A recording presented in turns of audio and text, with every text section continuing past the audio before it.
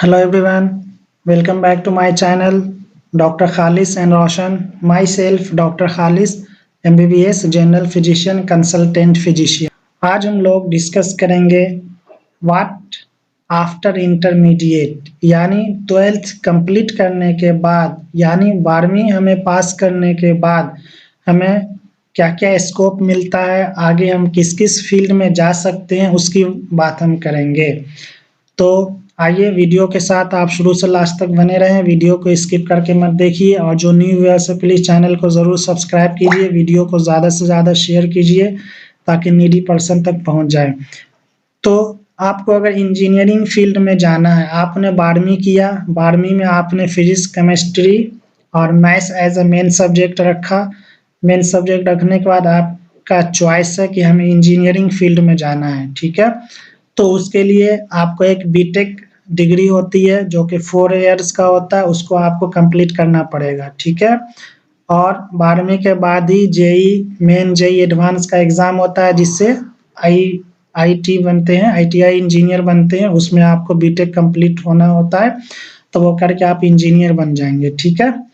तो इसमें आपका एलिजिबिलिटी क्राइटेरिया क्या होता है इंजीनियर में? Physics, chemistry, maths as a main subject होना चाहिए, ठीक है। इसको एंट्रेंस एग्जाम पास करना पड़ेगा, पास करने के बाद आप इंजीनियर बनेंगे। तो इसमें बहुत सारे ब्रांच है, जैसे सिविल इंजीनियर हो गए, मैकेनिकल इंजीनियर हो गए, केमिकल इंजीनियर हो गए, एरोनॉटिकल इंजीनियर हो गए, है ना। बहुत सारे agriculture engineer, automobile engineer, biomedical engineer, biotechnology engineer, ceramic engineer, industrial engineer, environmental engineer, marine engineer, है ना। बहुत सारे इंजीनियरिंग का कोर्स होता है, ठीक है। और इसमें भी electrical engineer, electronics and communication engineer बनते हैं, ठीक है। और केमिकल इंजीनियर, तो बहुत सारे इंजीनियर बनने का आपको स्कोप मिल जाएगा, ठीक है। वो आपके चॉइस के ऊपर आपको किस ब्रांच से आपको इंजीनियरिंग करना है, कौन सा ब्रांच आपके लिए आपका चॉइस है, उस ब्रांच में आप एडमिशन लेके आप इंजीनियर बन जाए। इंजीनियर बनने के बाद आपको एक अच्छी खासी नौकरी मिल जाएगी, आपको जॉब मिल जाएगा, गवर्नमेंट जॉब भी मिल जाता है, प्राइवेट जॉब भी मिल जाता है। और आपको अगर आउट ऑफ इंडिया जाना है, मतलब मैं इंडिया से हूँ तो आउट ऑफ इंडिया जाना है, कहीं बाहर से जाके अर्निंग करनी है, तो बाहर भी स्कोप रहता है, कर सकते हैं। अब आते हैं मेडिकल में। जो बच्चे 12th कंप्लीट किया उन्होंने physics, chemistry, biology as a main subject रखा, है ना, कि हमको मेडिकल फील्ड में ही जाना है, तो उसके लिए बहुत स्कोप होता है। तो सबसे पहले एक आता है कि एलिजिबिलिटी क्या होना चाहिए, biology, physics, chemistry as a main subject होना चाहिए। तो उसमें आता है मेडिसिन। मेडिसिन बोलते हैं एमबीबीएस कोर्स को, जो कि यहाँ 5 इयर्स लिखा है, जो कि 5.5 इयर्स का होता है, यानी 5.5 साल का होता है। इसके बहुत सारे कॉलेजेस हैं इंडिया में, गवर्नमेंट भी बहुत सारे हैं, प्राइवेट भी बहुत सारे हैं, ठीक है। तो आप मेडिसिन से मतलब एमबीबीएस करके डॉक्टर बन सकते हो, ठीक है। किसी को अगर एमबीबीएस नहीं मिला तो बीडीएस भी होता है 5 इयर्स का, वो करके आप डॉक्टर बन गए, ठीक है।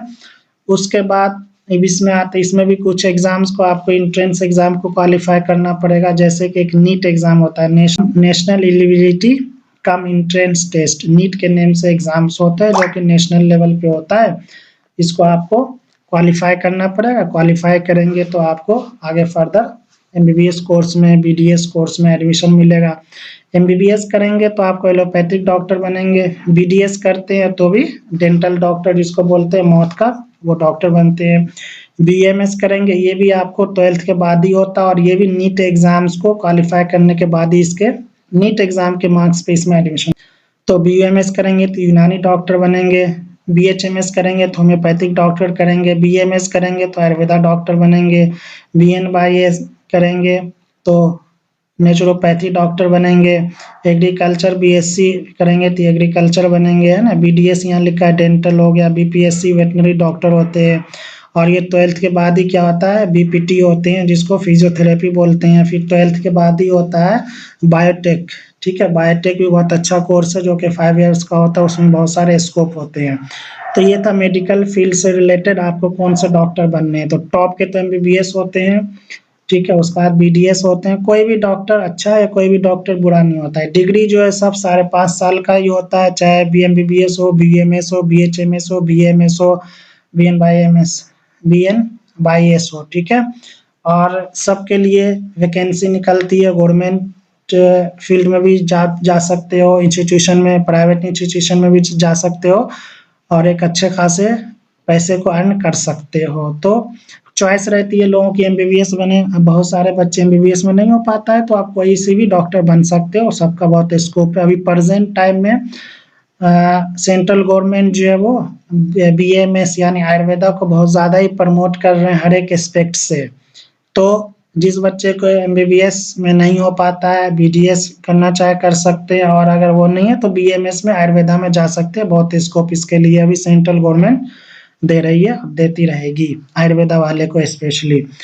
और इसी से रिलेटेड चीज़ें जो है बहुत सारे इंस्टीट्यूशन को ओपन कर रहे हैं आयुर्वेदा डॉक्टर के पॉइंट ऑफ व्यू को देखते हुए, है ना। तो बहुत सारे कॉलेजेस भी, बहुत सारे इंस्टीट्यूशन भी, गवर्नमेंट इंस्टीट्यूशन जो है वो आपको अलॉट ओपन हो रहे हैं आयुर्वेदा डॉक्टर के काम करने के लिए। और इसमें भी पोस्ट ग्रेजुएशन डिग्री होता है, उससे भी आप डिग्री से पोस्ट ग्रेजुएशन डिग्री ले सकते हो, उसमें भी बहुत स्कोप रहता है और अच्छा खासा स्टाइपेंड भी मिल जाता है, ठीक है। तो ये रहा जिन बच्चे को मेडिकल फील्ड में जाना है, ठीक है। उसके बाद आता है अलाइड हेल्थ साइंसेज, जो कि 2 या 3 इयर्स का होता है। तो बी फार्मा होता है, ये भी आफ्टर 12th होता है, लेकिन 12th में आपको physics, chemistry, biology as a main subject होना चाहिए तो होगा। ये बी फार्मा यहाँ पे जो होता है 4 इयर्स का होता है, ठीक है, जिसको बैचलर इन फार्मेसी बोलते हैं, ठीक है। उसके बाद एक आता है डी फार्मा, जो कि 10th के बाद होता है, डिप्लोमा इन फार्मेसी, ठीक है ना। तो वो भी आप कर सकते हो। डिप्लोमा इन फार्मेसी कर लिया, वो 10th के बाद होता है, फिर 2 इयर्स का होता है वो, उसको करके फिर आप बैचलर ऑफ फार्मेसी कर सकते हो, बी फार्मा कोर्स, तो वो भी आपको कर सकते हो। फिर बीएससी नर्सिंग होता है ना। उसके बाद ऑक्यूपेशनल थेरेपी वाला एक कोर्स होता है, एनेस्थेशिया टेक्नीशियन एक कोर्स होता है, BSc anaesthesia technician, BSc cardiac technician, BSc medical lab technician, BSc radiotherapy technician, BSc clinical optometry technician, BSc nuclear medicine, BSc operation theatre का एक कोर्स होता है, बीएससी फिजिशियन असिस्टेंट, जो कि फिजिशियन को असिस्ट करता है, बीएससी रेस्पिरेटरी केयर, है ना, बीएमएलटी मेडिकल लैब टेक्नोलॉजी, जो कि कोर्स होता है। तो ये सारे कोर्स जो होता है वो भी 12th के बाद होता है। 10th के बाद ये सारे कोर्स नहीं होता, आफ्टर 12th होता है। और 12th में आपको main subject as a physics, chemistry, bio होना चाहिए, तो आप इसमें जा सकते हो। और मेडिकल फील्ड का कोई भी कोर्स हो, उसमें बहुत सारे स्कोप है, चाहे वो बी फार्मा हो, चाहे वो बीएससी नर्सिंग हो, या एनेस्थीसिया टेक्निक, या कोई भी टेक्नीशियन कोर्स हो, ठीक है। तो उसमें बहुत सारे स्कोप है, गवर्नमेंट सेक्टर में भी, प्राइवेट सेक्टर में भी, मेडिकल कॉलेज में भी, है ना, हॉस्पिटल्स में भी, चाहे गवर्नमेंट हॉस्पिटल हो, प्राइवेट हॉस्पिटल हो, है ना। तो उसमें बहुत सारे स्कोप रहता है, तो आपको जो सूटेबल हो आप अपने चॉइस के ऊपर इसमें किसी भी फील्ड में जा सकते हैं। कोई भी कोर्स देखिए बुरा नहीं होता है, कोई भी कोर्स छोटा नहीं होता है, कोई भी कोर्स बड़ा नहीं होता है। जो चीज़ आपको मिला बस उसी में आपको अपॉर्चुनिटी ढूंढना पड़ता है। सबकी ख्वाहिश होती है एमबीबीएस करें, एमबीबीएस मिल गया तो बहुत अच्छी बात, ऐसा नहीं कि सारे एमबीबीएस वाले कमा रहे हैं, नो। मेहनत तो हर फील्ड में है, स्कोप जो होता है अपने आप को ढूंढना पड़ता है हर फील्ड में।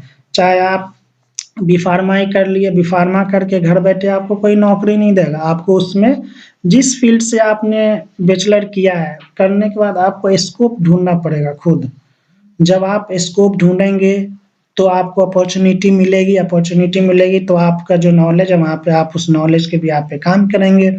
घर बैठे कोई चीज़ नहीं होती है, डिग्री भी लेने आपको कॉलेज आना पड़ेगा, डिग्री लेना आधा मेहनत है, डिग्री लेने के बाद जॉब ढूंढना, जॉब में सर्वाइव करना, मेहनत करके स्ट्रगल करके, तो वो अलग चीज़ आती है, वो आधा मेहनत वो होता है, ठीक है ना। तो मैं सजेस्ट करूँगा कि आपकी जो ख्वाहिश है वो मिल गई तो ठीक है, नहीं तो जो भी कोर्स मिलता है आप उसमें अपॉर्चुनिटी ढूंढिए। कोई भी कोर्स बुरा नहीं है, कोई भी कोर्स छोटा या कोई भी कोर्स बड़ा नहीं है। जो भी कोर्स में आपका एडमिशन हुआ, चाहे बीएमएस हो, अभी बीएमएस का बहुत स्कोप आ रहा है, बहुत स्कोप आ रहा है, एमबीबीएस वाले से ज़्यादा ये सेंट्रल गवर्नमेंट इसको प्रमोट कर रही है, तो इसमें बहुत स्कोप आ रहा है, ठीक है। तो आप ये भी कर सकते हो, ये भी डॉक्टर होते हैं, ये भी 5.5 साल का कोर्स करता है। और बीएमएस में तो आप सर्जरी भी प्रमोट हो गया है, सर्जरी भी आप कर सकते हो। पीजी जो आप कर लिए, एमएस डिग्री ले लिए, मास्टर इन सर्जरी ले लिए, तो पीजी कर लिया आपने उस डिग्री से, तो आप सर्जरी परफॉर्म कर सकते हो एज एमबीबीएस के बाद एमए जो, तो उसके बराबर में आप स्टैंड करते हो। तो कोई भी कोर्स छोटा बड़ा नहीं है ना। तो जिस कोर्स में हो आप उसको अच्छे से करो, उसमें अपॉर्चुनिटी ढूंढो। उसके बाद आते हैं इधर पैरामेडिकल में, जैसे डायलिसिस टेक्नीशियन होते हैं, ये भी बहुत ही, इसका भी बहुत स्कोप है, ये भी 12वीं के बाद होता है ना। तो जितने भी बड़े बड़े सेक्टर है वहाँ पे, जहाँ भी डायलिसिस सेंटर है वहाँ पे डायलिसिस टेक्नीशियन की जरूरत पड़ती ही पड़ती है, क्योंकि उसको डायलिसिस करना होता है। तो अब जो भी पेशेंट है सीकेडी का, उसको डायलिसिस करना है। सीकेडी मतलब हो गया क्रोनिक किडनी डिजीज। जो पेशेंट सीकेडी का आता है उसको डायलिसिस करना है। डायलिसिस करने के लिए डायलिसिस सेंटर जाएगा, तब वहाँ पे कौन करेगा, तो डायलिसिस टेक्नीशियन जो होते हैं वही करते हैं। तो ये भी कोर्स कर सकते हो, है ना। ईसीजी टेक्नीशियन हो गया, एक्सरे टेक्नीशियन हो गया। अब आजकल आपने देखा होगा मोस्टली जिसको हार्ट से रिलेटेड कोई डिजीज होता है तो ईसीजी होता ही होता है। और कोई भी फ्रैक्चर हुआ या कोई भी हुआ, उमूमन जो भी पेशेंट जाते हैं तो उसका चेस्ट एक्सरे होना ही होना होता है ना। तो बहुत सारे एक्सरे होते हैं, कोई फ्रैक्चर हो गया किसी बोन का तो वहाँ पे एक्सरे होता है, तो वो कौन करता है, एक्सरे टेक्नीशियन करते हैं। तो इसका भी बहुत स्कोप है। फिर ऑपरेशन थिएटर टेक्नीशियन जो कि ओटी के अंदर रहते हैं, है ना, डॉक्टर को असिस्ट करते हैं, इंस्ट्रूमेंट देते हैं, तो इसका भी बहुत बड़ा स्कोप रहा है। ठीक है। अब उसके बाद आते हैं कुछ डिग्री कोर्स है जो कि 3 इयर्स को होते हैं, उसको देखते हैं वन बाय वन। तो डिग्री कोर्स में जैसे आपने आर्ट्स से किया हुआ है ना, 12th, तो 3 इयर्स का वो कोर्स होता है। जैसे बीए हो गया, बैचलर ऑफ आर्ट्स हो गया, फिर उसमें फर्दर आपको जो भी चाहिए वो आप चूज कर सकते हो। ठीक है ना। उसके बाद जैसे फिर एक आता है बीएससी हो गया, तो बीएससी फिजिक्स केमिस्ट्री मैथ्स किसी से भी कर सकते हो, है ना। फिजिक्स केमिस्ट्री इंग्लिश से भी फिजिक्स होता है, मैथ्स या इंग्लिश या केमिस्ट्री से भी आप कर सकते हो बैचलर डिग्री कोर्स, है ना। बीएससी अप्लाइड मैथ हो गया, बीएससी बीजेडसी सीबीसी हो गया, है ना, बीएससी हॉर्टिकल्चर हो गया। तो ये सारे कोर्सेज हैं। BSc biochemistry, BSc home science हो गया, बीएससी कंप्यूटर साइंस हो गया। तो ये डिग्री कोर्स होते हैं, ये भी आपको 12th के बाद ही होना है। ठीक है ना। जो अब मेडिकल में जो नहीं जा पाया तो अब साइंस लिया, तो जो साइंस लेते होते हैं तो उसको ये वाले कोर्स करने होते हैं बीएससी। जो आर्ट्स से है वो बीए करेंगे, जो साइंस से है उसको बीएससी करना है तो वो इस बीएससी कर सकते हैं। उसके बाद जिन्होंने कॉमर्स से 12th किया है तो वो आपको बीकॉम कर सकते हैं। बीकॉम में रेगुलर हो गया, बीकॉम कंप्यूटर से भी होता है, बीकॉम बैंक मैनेजमेंट से भी हो सकता है, बीकॉम टैक्स से भी हो सकता है ना, बहुत सारे चीज से होता है। फिर इधर आता है बीएससी माइक्रोबायोलॉजी से भी होते हैं, बीएससी बायोटेक्नोलॉजी हो गया, बीएससी डेयरी साइंस ईटीसी से होते हैं। और अब जो जिन्होंने आर्ट्स लिया है उसको अब लॉ में जाना है तो वो बीए एलएलबी कर सकते हो, है ना। बीए एलएलबी कर सकता है, बीकॉम वाला भी करता है, बीए वाला भी करता है ना। बैचलर ऑफ आर्ट्स से जो किया हुआ है वो भी करता है ना। बैचलर आर्ट्स बोले तो जो इंटरमीडिएट किया फिर बीए किया, तो जो बीए कर लिया वो 3 इयर्स का होता है एलएलबी। और जो 12th के बाद डायरेक्ट ले लेता है बीए एलएलबी में तो वो 5 इयर्स का होता है। 2 इयर्स का हो गया बीए, 3 इयर्स का एलएलबी हो गया। फिर एलएलबी आपने कर लिया तो फिर आता है एलएलएम आता है जो कि मास्टर डिग्री में आ जाता है, पोस्ट ग्रेजुएशन डिग्री में आता है। तो एक वीडियो मैं उस पर भी बनाऊंगा कि पोस्ट ग्रेजुएशन मतलब ग्रेजुएशन के बाद हमें क्या क्या डिग्री लेना चाहिए, पोस्ट ग्रेजुएशन डिग्री जिसको मास्टर डिग्री बोलते हैं उसके लिए। ठीक है ना। तो ये सारे बहुत सारे आपके पास स्कोप है। उसके बाद देखते हैं डुअल डिग्री जो कि क्या होता है 4 इयर्स का हो गया। जैसे बीए कर लिया, बीए करने के बाद फिर बीएड करके टीचिंग लाइन में आदमी पहुंच जाता है। फिर बीएससी कर लिया, फिर बीएससी के बाद बीएड कर लिया, वो भी आप टीचिंग लाइन में जा सकते हैं। फिर बीए कर लिया प्लस एलएलबी कर लिया तो वो लॉ में चला गया, है ना। बीकॉम प्लस एलएलबी भी होता है, BBM plus LLB, BBA plus LLB. तो ये बहुत सारे स्कोप आपके पास मिल जाते हैं। उसके बाद कुछ प्रोफेशनल कोर्स होते हैं जैसे आईसीडब्ल्यूएस, सीएस हो गया, सीए हो गया। तो इसमें आप जाके ये सारे चीज को कर सकते हो। ठीक है ना। उसके बाद हम देखते हैं कुछ कोर्स होता है जैसे अब किसी को 12th के लिए उसको एनडीए में जाना है, नेवी में जाना है, यानी आर्मी हो गया, नेवी हो गया, एयरफोर्स हो गया, तो वो भी 12th के बाद ही होता है ना। जब आप इंटरमीडिएट कंप्लीट कर लिए तो आप इसमें किसी भी फील्ड में जा सकते हो, वो चॉइस के ऊपर होता है आप किस में जाना चाहते हो। अब कुछ टीचिंग प्रोफेशन में जा सकते हैं तो बीएड हो गया, यूडी पीईडी हो गया, ईसीसीईडी हो गया, अर्ली चाइल्डहुड केयर एजुकेशन होता है, ठीक है। यूडी पीईडी जो होता है 2 इयर्स का होता है, फिर यूडी पीईडी एंट्रेंस देना होता है जो कि पीटी होता है, टीचर बन सकते हो। फिर डीएड कर लिया, 2 इयर्स का होता है, डीएड एंट्रेंस देगा, प्राइमरी स्कूल टीचर बन गया। कुछ अदर्स में हो गए जैसे डिप्लोमा कोर्सेज होते हैं, तो जैसे ये फॉरेन लैंग्वेज में भी डिप्लोमा कोर्स होता है ना। जैसे किसी फॉरेन लैंग्वेज में आपने diploma, for example Turkish language में आपने डिप्लोमा किया जो कि 2 इयर्स का होता है, फिर आप टर्की चले गए, वहाँ पे जाके आप वर्क करने लगे as a translator, as a lecturer post पे भी आपको मिल सकता है।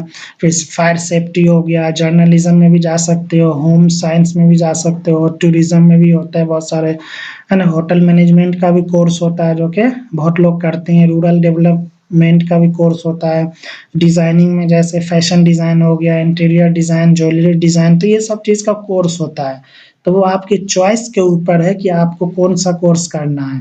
फ़िल्म मेकिंग जैसे डायरेक्टर बन सकते हो, स्क्रीन राइटिंग बन सकते हो, है ना, सिनेमेटोग्राफी बन सकते हो, साउंड डिज़ाइन कर सकते हो, एडिटिंग, एक्शन, है ना, ये भी जो होते हैं कोर्स होता है। जो मूवी बनती है उसमें भी ये फ़िल्म मेकिंग कोर्स करके आदमी वहाँ तक पहुँचता है। कुछ कोर्स होते हैं मैनेजमेंट के, जैसे फाइनेंस मैनेजमेंट का भी कोर्स कर सकते हो, है ना, इवेंट मैनेजमेंट, होटल मैनेजमेंट, ये सारे कोर्स होते हैं। फिर फर्दर इसमें आप मास्टर डिग्री ले सकते हो, तो आपके चॉइस के ऊपर है आप कौन-सा कोर्स करना चाहते हो। तो ये बहुत सारी चीज़ें थी जो कि समराइज़ फॉर्म में हमने बताया। तो इसमें अगर किसी को दिक्कत होती है तो कमेंट करके आप पूछ सकते हो, है ना। और हमारा नंबर दिया हुआ है चैनल पे, आप वहाँ से हमें व्हाट्सएप कर सकते हो और आप जो है ईमेल करके पूछ सकते हो। तो ये एक समराइज़ फॉर्म में हमने बताने की कोशिश की कि 12th के बाद आदमी क्या-क्या कर सकता है, क्योंकि बहुत सारे जो नए-नए बच्चे होते हैं, है ना, उसको कन्फ्यूज़न होती है अब हमें किस फ़ील्ड में जाना चाहिए। तो आप जो सबसे पहले अपना इंटरेस्ट देखो कि हमें इंजीनियरिंग फ़ील्ड में जाना है या मेडिकल फ़ील्ड में जाना है या लॉ में जाना है या कोई डिग्री कोर्स करने हैं, है ना? तो कोई सा भी कोर्स आप उठा के कर सकते हो।